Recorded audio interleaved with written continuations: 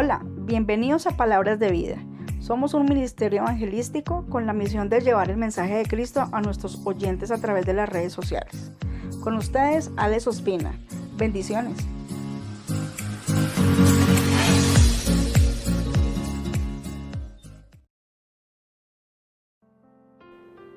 Hoy hemos perdido el rumbo como iglesia.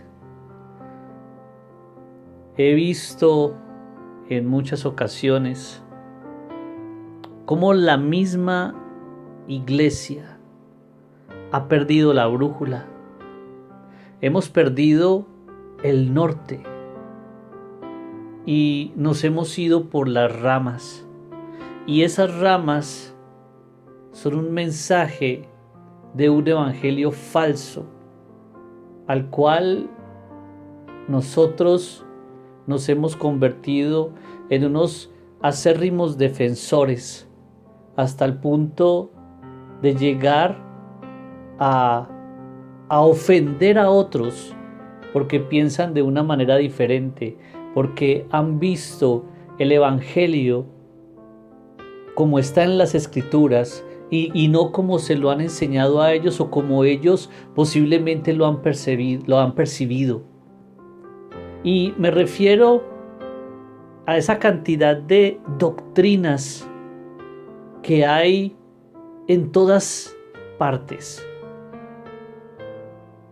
La iglesia empezó muy bien. Empezamos adorando a Jesús. Empezamos buscando la verdad y terminamos buscando un milagro. Terminamos buscando prosperidad financiera, prosperidad en nuestras empresas, prosperidad material. Nos hemos ido por las ramas cuando nos hemos ido tras los falsos profetas, quienes han cerrado la Biblia y la han dejado a un lado y empiezan a hablar y a decir: Dios me ha dicho, Dios me ha hablado, Dios te dice hoy. Y la gente está más atenta a la voz de esos falsos profetas. Y a la gente no le importa si estos falsos profetas están predicando la verdad o no. Simplemente quieren que el profeta hable lo que sus oídos quieren escuchar. Otros se fueron por los milagros. Creen que Dios solamente actúa a través de milagros. Y unas sanidades hasta ridículas que uno se encuentra en las redes sociales. Que se le alargó el brazo, que se le acortó, que adelgazó 2 centímetros, que su pie se niveló, que se le quitó el puente. Y una cantidad de milagros, entre comillas, porque convirtieron esto en un espectáculo. Iglesias que se fueron al extremo del legalismo y todo es malo, absolutamente todo. En donde ven a todas partes, ven al enemigo y terminaron predicando más del enemigo que predicando a Cristo. Hago esta introducción porque quiero que retomemos como iglesia el norte. ¿Por qué somos cristianos? ¿Para qué somos cristianos?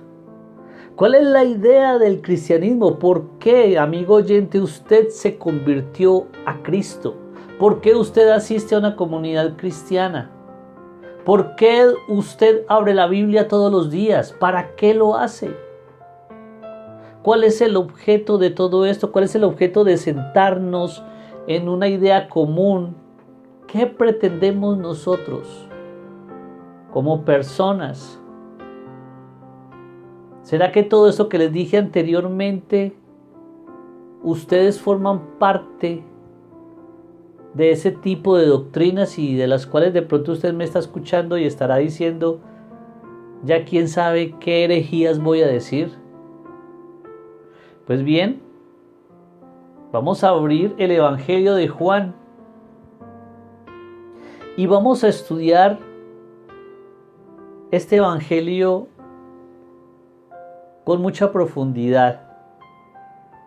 Y cuando hablo de profundidad, hablo de que lo analicemos con despacio. Entonces, tome su cuaderno, un lapicero, un resaltador y su Biblia para que estudiemos este texto que de verdad creo que nos ayudará como a encontrar nuevamente la brújula y podernos direccionar hacia el camino, hacia la verdad, hacia la vida. Dice Juan 1:1, Evangelio de Juan. En el principio era el Verbo, y el Verbo era con Dios, y el Verbo era Dios. Este era en el principio con Dios. Todas las cosas por Él fueron hechas, y sin Él nada de lo que ha sido hecho fue hecho. En Él estaba la vida, y la vida era la luz de los hombres.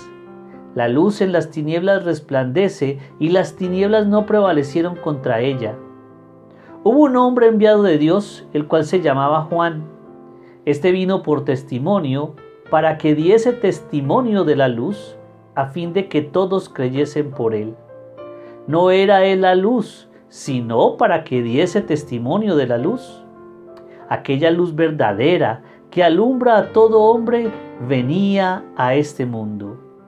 En el mundo estaba, y el mundo por él fue hecho, pero el mundo no le conoció. A lo suyo vino, y los suyos no le recibieron. Mas a todos los que le recibieron, a los que creen en su nombre, les dio potestad de ser hechos hijos de Dios, los cuales no son engendrados de sangre, ni de voluntad de carne, ni de voluntad de varón, sino de Dios. Y aquel Verbo fue hecho carne, y habitó entre nosotros, y vimos su gloria, gloria como del unigénito del Padre, lleno de gracia y de verdad. Juan dio testimonio de él, y clamó diciendo: Este es de quien yo decía, el que viene después de mí es antes de mí, porque era primero que yo. Porque de su plenitud tomamos todos, y gracia sobre gracia. Pues la ley por medio de Moisés fue dada, pero la gracia y la verdad vinieron por medio de Jesucristo. A Dios nadie le vio jamás. El unigénito Hijo que está en el seno del Padre, Él le ha dado a conocer.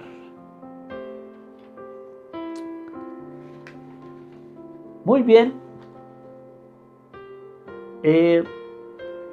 Jesús es el centro de nosotros como cristianos. No son los milagros, escúcheme bien. No, Jesús no vino para que nosotros tuviéramos grandes negocios, bolsillos llenos y carros lujosos. Jesús no vino solamente para que aquellos que andan en una silla de ruedas se paren y empiecen a caminar. Jesús no vino a eso. Jesús no vino a hablarnos del futuro, a ver qué te depara el futuro a ti, si te vas a casar o no, si vas a tener familia o no, si vas a tener un accidente o no, si vas a salir avante de algún problema. Jesús no vino a eso. Pero para poder entender y podernos redireccionar, primero miremos quién es Jesús. Hoy no, creo que siempre la humanidad se ha hecho la pregunta de quién ha sido el creador del universo, de quién es Dios. Y algunos han llegado a decir: Dios nos creó y nos abandonó, nos dejó a nuestra suerte. Algunos han llegado a decir eso, al ver pues la verdad que hay en este mundo tan cruel y despiadado. Pero si nos centramos aquí en este primer versículo, dice la palabra que en el principio era el verbo. En otras traducciones dice era la palabra. Y el verbo o la palabra era con Dios, o sea, estaba con Dios desde el principio. Y el verbo era Dios. Versículo 2. Este era o estaba en el principio con Dios. 1. Jesús es Dios. Y cuando dice que estaba en el principio con Dios, está hablando de que Jesús es eterno. Es decir, nunca tuvo un inicio y no tendrá un final. Es eterno. Es Dios. Dios decidió convertirse en ser humano por amor a nosotros.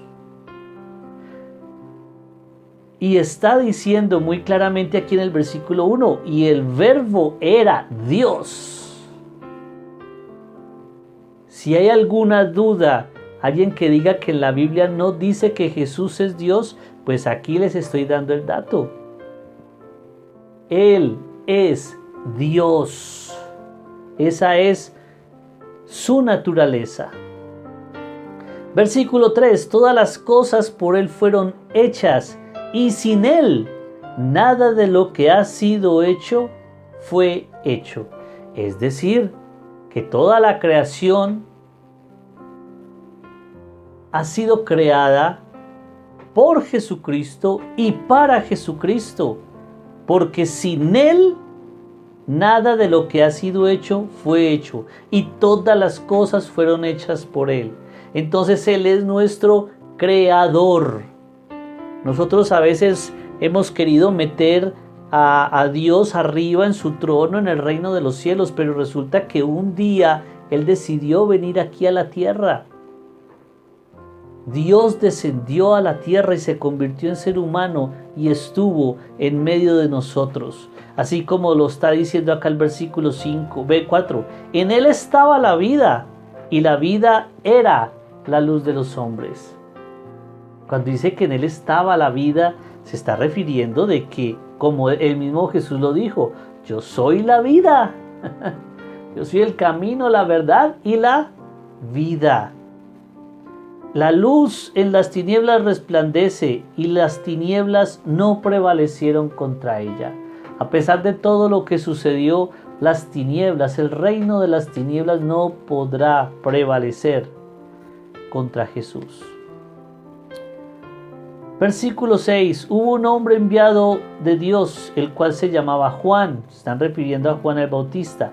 Este vino por testimonio, para que diese testimonio de la luz, a fin de que todos creyesen por él. No era él la luz, sino para que diese testimonio de la luz. Aquella luz verdadera que alumbra a todo hombre venía a este mundo. En el mundo estaba, y el mundo por él fue hecho, pero el mundo no le conoció. Qué texto, qué versículo tan triste. Cómo Jesús, Dios, se convierte en ser humano, decide estar en medio de nosotros. Vino a su propia creación, descendió a su propia creación, pero el mundo no le conoció. Y aún muchos no lo conocen. Y muchos que dicen ser cristianos no lo conocen. Muchos que leen la Biblia todos los santos días y llevan años asistiendo a la iglesia, no conocen a Jesús, porque se han dedicado a escudriñar o a buscar de todo menos a Dios, menos a conocer a Jesús. Te hago una pregunta. ¿Cuántas veces te has sentado a estudiar en tu estudio acerca de quién es Jesús? Acerca de los atributos de Dios, de conocerlo a Él. Yo me pongo a ver en el Facebook o en YouTube muchos predicadores y veo muchas enseñanzas, pero son tan superficiales la mayoría de estas enseñanzas. Todos buscan un consejo. ¿Qué hago con mi problema? Tengo problemas con mi matrimonio, tengo problemas con mi hijo, estoy en una enfermedad, quiero salir de levantarme de mi cama y estar bien. Ay, mi empresa se quebró. ¿Qué hago? Estoy en crisis, me quedé sin trabajo. ¿Qué hago? Todo eso son cosas superficiales. Todo eso al lado de lo que es Jesús, de lo que es Dios, es superficial. Y a veces, mis queridos hermanos, nos parecemos a los 10 leprosos que se acercaron a Jesús para que los sanara. Y cuando Jesús les dijo, vayan y preséntense a los sacerdotes, ellos fueron y se presentaron ante los sacerdotes para que les hicieran su ritual de purificación.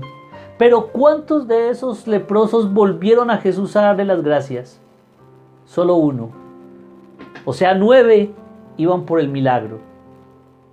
Estadísticamente entonces podríamos decir que 1 de cada 10 cristianos busca a Jesús por lo que es. El resto solamente busca un milagro, un favor, un milagro a sus egoístas deseos y sueños e ilusiones. Y cuando uno escucha esas predicaciones, eso es lo que uno ve. Predicaciones, perdónenme la expresión, basura. Que son predicaciones que de hecho cualquier persona que hable motivación personal lo puede hacer. Es que son motivadores personales, eso es lo que son. Son charlas motivacionales basadas en la Biblia, pero no se preocupan por conocer a Dios, no se preocupan por conocer a Jesús. ¿Qué nos está pasando, iglesia? ¿Por qué nos convertimos en personas tan superficiales? Es increíble lo que está sucediendo hoy día. Estamos más preocupados por que el Señor nos haga el milagrito que en conocer a Jesús. Y por eso el mundo no conoció a Jesús. Y hoy día podemos decir que este texto es muy actual, porque la gente, el mundo y la iglesia siguen sin conocer a Jesús. Versículo 11. A lo suyo vino y los suyos no le recibieron. Muchas de estas predicaciones que yo he dado, muchas de estas charlas que yo he dado, si usted, digamos, ha escuchado todas mis charlas, usted puede corroborar que el 90% de mis charlas son enfocadas en conocer a Dios, más que en darte un consejo o una charla motivacional, porque a mí no me interesa darles charlas motivacionales. A mí no me interesa que usted que se termine esta charla o este estudio bíblico y usted diga, ¡ay, tan bonito! ¿Cómo habló de bonito? ¿Para qué? ¿Yo para qué necesito que usted diga que esto está bonito lo que estoy diciendo? A mí eso no me sirve de nada y a usted menos. La idea es que usted escuche el mensaje, lo guarde en su corazón y lo ponga en obra. Y conozca a Jesús, y conozca a Dios, y conozca sus atributos. Y dice el versículo 12, porque hay una promesa a todos los que le recibieron, más a todos los que le recibieron, a los que creen en su nombre, les dio la potestad de ser hechos hijos de Dios. Pero acá hay algo muy interesante. A los que recibieron a Jesús. Y no solamente a los que lo recibieron, sino a los que creen en su nombre. La pregunta aquí es, ¿qué es recibir a Jesús? ¿Qué es creer en su nombre? Bueno, recibir a Jesús es recibir su mensaje, es recibir el Evangelio. Y cuando nosotros recibimos el Evangelio es porque lo escuchamos, lo guardamos en nuestro corazón y lo obedecemos. Creer en Jesús no es solamente ser conscientes de que Él existe, porque es que eso es lo que ha sucedido hoy día, que la palabra creer está un tanto devaluada en el sentido de que creer es simplemente ser conscientes de que algo existe. Entonces, sí, yo creo que Jesús existe y cree que por eso va a ser salvo, pero los demonios también creen y tiemblan y nosotros no temblamos. Entonces, creer en Jesús no es simplemente ser conscientes de su existencia, sino que es recibirlo, es alimentarnos de su palabra día a día, creer que lo que está escrito en este libro ha sido inspiración de Él y es la verdad y nada más que la verdad. Y que a través del estudio de esta palabra diaria nosotros nos alimentamos nuestro espíritu. Creer en Jesús es arrepentirnos, es cambiar nuestro estilo de vida y empezar a llevar una vida que le agrade a Él y no a nosotros. Es renunciar a lo que somos nosotros y optar por obedecer a Jesús, ser esclavos de Jesús. Ya no soy yo, mas Cristo vive en mí, es lo que dice Pablo. Ya no es lo que yo piense, es lo que piense Cristo. Ya no es mi opinión, es lo que opina Cristo, es lo que dice su palabra. Entonces el creer y el recibir a Jesús implica una renuncia. Por eso Jesús lo dijo en su palabra. ¿Me quieren seguir? Niéguense ustedes mismos, tomen su cruz y síganme. Negarnos a nosotros mismos es renunciar a lo que somos.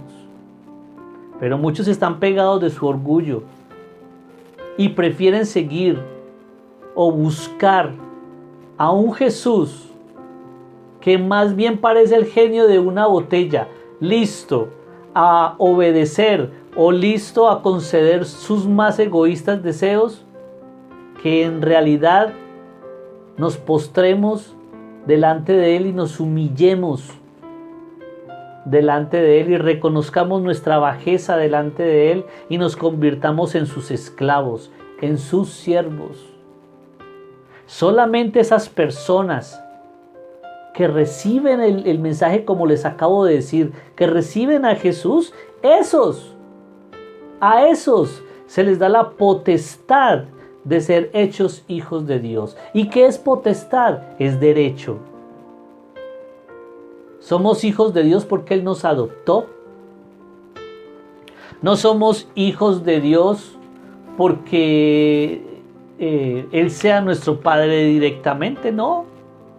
Él nos adoptó. ¿Cuándo nos adoptó? Cuando hemos recibido y creído en su mensaje. Pero ya saben lo que implica recibir y creer a Jesús.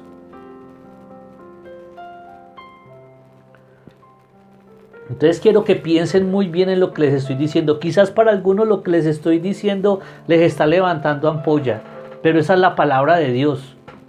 Yo siempre he sido consciente de algo, abriendo aquí un paréntesis, un momento. Yo siempre he tenido la concepción de que si yo voy a escuchar una predicación y esa predicación me cogió a mí, y yo sentí que esa palabra me golpeó mi ego,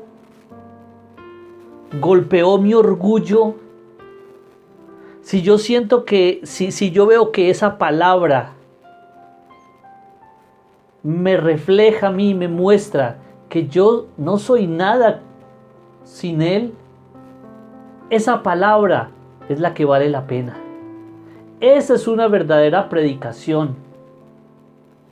Una predicación verdadera es aquella que me muestra mi condición real delante de Dios. Y no la predicación que me dice, saca el campeón que llevas dentro. Eres un campeón. Sí, somos más que vencedores. Torciendo las escrituras. Eso es lo que hacemos para agradarle a los oídos, para tener oyentes, para tener más clic, más pulgares arriba.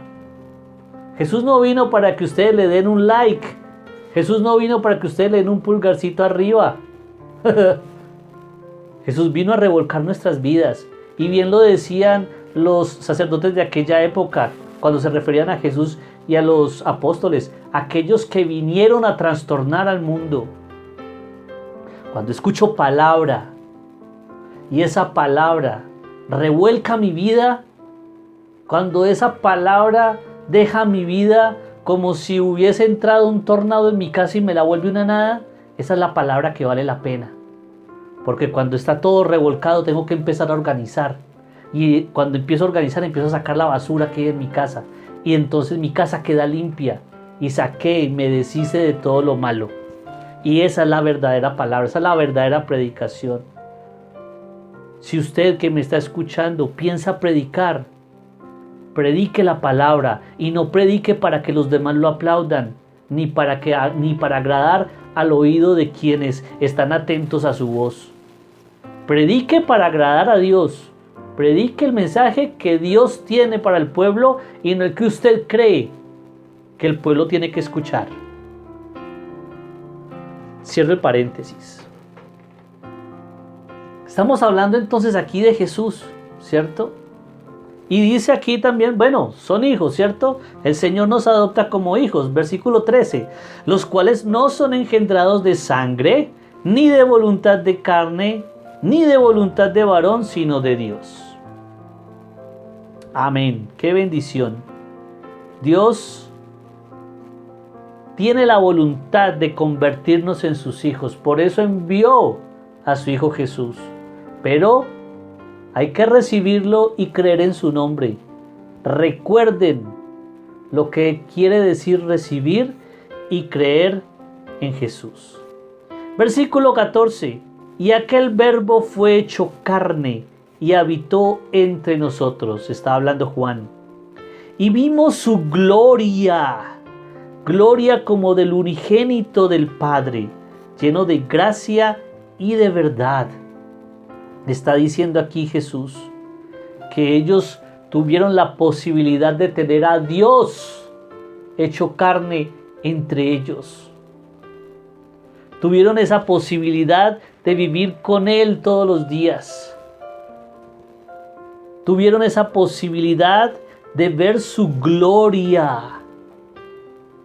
Gloria como del unigénito del Padre. Yo creo que ellos vieron tantas cosas que no pudieron escribirlas. No cabría en el mundo la literatura suficiente para definir claramente lo que Jesús hizo y de todas las maravillas y milagros que realizó y de lo que los apóstoles pudieron presenciar. No hay literatura que quepa en este mundo para poder escribir eso. Y es un versículo muy hermoso del cual el mismo Juan está dando testimonio. Qué bueno que nosotros como cristianos pudiéramos decir esto. Sí, hemos visto la gloria del unigénito Hijo de Dios. Tú y yo la podemos ver, pero estamos tan cegados por la prosperidad, por los milagros, por las profecías, que eso no nos deja ver la gloria del Hijo. ¿Cuántas veces han estado ustedes en oración con el Padre simplemente porque quieren estar con Él? simplemente porque quieren adorarlo y cantarle y no solamente orar para pedirle cosas. Amén, sí, el Señor dice que debemos pedirle. Pero hombre, cuando nosotros no estamos enamorados, a veces simplemente queremos estar con nuestra pareja y mirarla nomás, contemplarla. ¿Cuántas veces sacas tiempo de oración para contemplar la gloria de Dios? Para contemplar a su Hijo, a su obra en la cruz, a todo lo que Él hizo por ti. ¿Cuántas veces has sacado una oración de ese estilo? Un rato. Pero no, nosotros nos dedicamos es a orar y a pedir. Nuestras oraciones son eso, pedir. Y pedimos y pedimos y pedimos. Y lo único que hacemos. Y eso no es una oración. Si usted cree o le enseñaron que la oración es pedir, hermano, le enseñaron mal. Le enseñaron las cosas a medias. Por eso se habla de intimidad con Dios. Alabarle y adorarle no es solamente cuando ustedes están en la iglesia. No, en medio de su oración adórenle, cántenle. Pasen tiempo con Él sin necesidad de pedirle absolutamente nada para poder ver su gloria y poder experimentar lo que todos estos hombres pudieron experimentar. Versículo 15, Juan dio testimonio de él, de Jesús, y clamó diciendo: este es de quien yo decía, el que viene después de mí es antes de mí, porque era primero que yo. Está hablando de la eternidad de Cristo. Juan el Bautista sabía que aquel que venía era Dios, que aquel hombre llamado Jesús de Nazaret es Dios hecho carne. Ojalá tú que me estás escuchando pudieses entender este concepto. Aquellos, como les decía al principio, que han dicho que Dios nos abandonó, han dicho una mentira enorme, porque Él estuvo aquí. Se convirtió en carne y hueso. Y fue tan importante lo que Él hizo que la historia del mundo se dividió en dos: antes de Cristo y después de Jesucristo. Fue tan importante lo que Él dijo que hasta el día de hoy su palabra está en nuestras manos. Tenemos acceso a la Biblia y eso es confirmación de la palabra. Cuando el Señor dijo: el cielo y la tierra pasarán, pero mis palabras no pasarán. Aquí están todavía. Amén por eso. Versículo 16, porque de su plenitud tomamos todos, y gracia sobre gracia. Pues la ley por medio de Moisés fue dada, pero la gracia y la verdad vinieron por medio de Jesucristo. ¿Qué es la gracia? Es el regalo inmerecido de parte de Dios en Cristo Jesús. ¿Qué no nos merecemos nosotros? No nos merecemos ni la vida, no nos merecemos el perdón de pecados, no nos merecemos la vida eterna, ni el amor de Dios, no nos merecemos las bendiciones de Dios. No merecemos ni siquiera tener la condición que tenemos de ser hechos hijos de Dios. Eso no nos lo merecemos, pero Dios nos lo ha dado por gracia. Es un regalo que Él nos ha otorgado. Oh, hermanos, ojalá ustedes pudiesen entender el concepto de la gracia, de lo que significa la gracia. Que Dios no tiene una libretica de apuntes escribiendo y sumando puntos para ver si usted y yo somos merecedores de algo. Hermano, hermana, usted y yo no nos merecemos nada. Lo único que puedo decir, y es bíblico lo que les voy a decir, que nosotros nos merecemos realmente, es una eternidad en el infierno. Eso es lo que nos merecemos nosotros, por nuestra condición pecaminosa, por nuestro aborrecimiento ante Dios, porque nosotros amamos más el mundo que a Jesús. Sí, nos merecemos el infierno, pero por medio de Jesucristo Dios nos otorgó ese regalo de la gracia y debemos aprovecharla. Recibir y creer en Jesús es importantísimo. Versículo 18. A Dios nadie le vio jamás. El unigénito Hijo que está en el seno del Padre, Él le ha dado a conocer. Solamente Jesús ha visto a Dios. Y solamente los apóstoles y quienes estuvieron en esa época pudieron ver a Dios hecho hombre. Pues Jesús vino a darnos a conocer al Padre. ¿A qué vino Jesús? Él vino a darnos a conocer al Padre. Miren, yo les voy a decir una cosa.